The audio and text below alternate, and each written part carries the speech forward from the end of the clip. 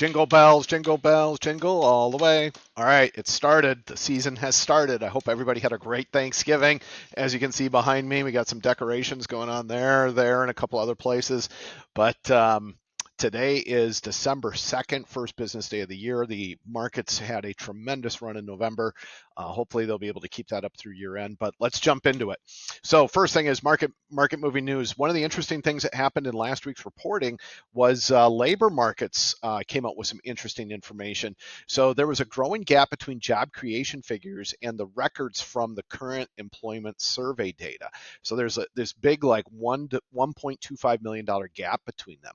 So unemployment growth, what that means really is that unemployment growth might have been overstated, signaling some potential downward revisions for the year. Now, on a positive note, despite those labor market challenges, the U.S. economy had a strong GDP growth in Q2, um, the highest in over 20 years. Productivity gains, were projected at 2.5%. So GDP is looking really strong right now, which is great.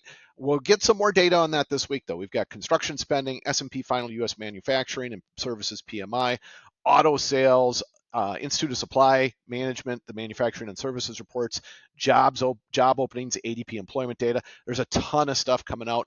I think one of the things, as economists and market movers are looking at the consumer, they're probably going to be very interested in the consumer sentiment and credit reports that are coming out this week.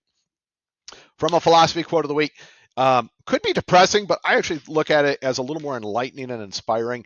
And this is, again, from our friend Marcus Aurelius, and it says, let each thing you would do, say, or intend be like that of a dying person. So what's he saying there? What he's saying is that we all have a limited amount of time. We don't like to think about it. We don't like to dwell on it. But if we keep that in perspective, it probably changes a little bit how you would interact with the world around you, treat the people around you, treat yourself even, right? Because you only have so much time. So life is finite. Every second counts. Do what you can with it. Do what you can with it. Tax tips. Okay, so year-end savings and deductions, a couple big things to think about. If you can participate in an HSA, a health savings account, you can actually put in for a family up to $8,300 plus an additional $1,000 if you're 55 and older. For those of you who are contributing to IRAs, don't forget you can do $7,000 a year per person if you have enough earned income to do that. $7,000 a year per person if you're under the age of 50, $8,000 a year if you're 50 and older.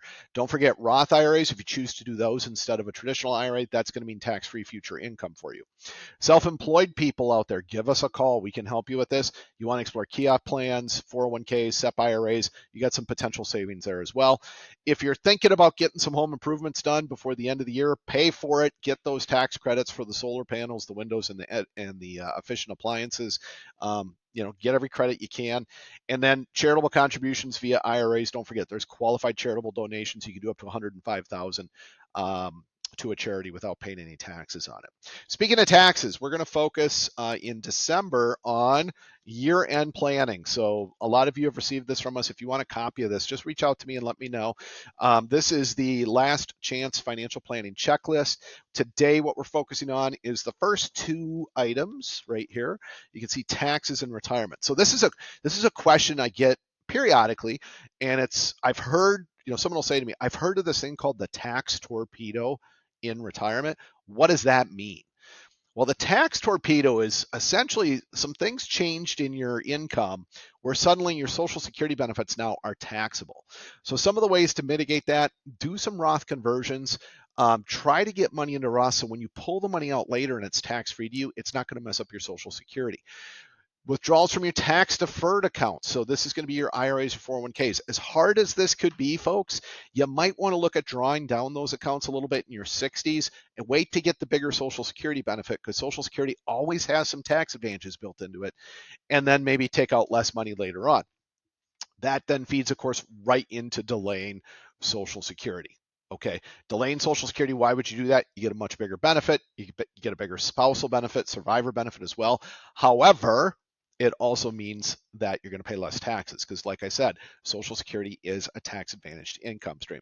Got a lot of great resources for you. Go to our website, check it out, missionfinancialplanners.com. We have a summary version of this over there for you as well. Don't forget, go to our YouTube channel, subscribe to that. Just go to YouTube, look up Mission Financial Planners. But otherwise, folks, enjoy your holidays. Remember what Marcus Aurelius said: we only have so much time. Make the most of it. Enjoy it. See you next week.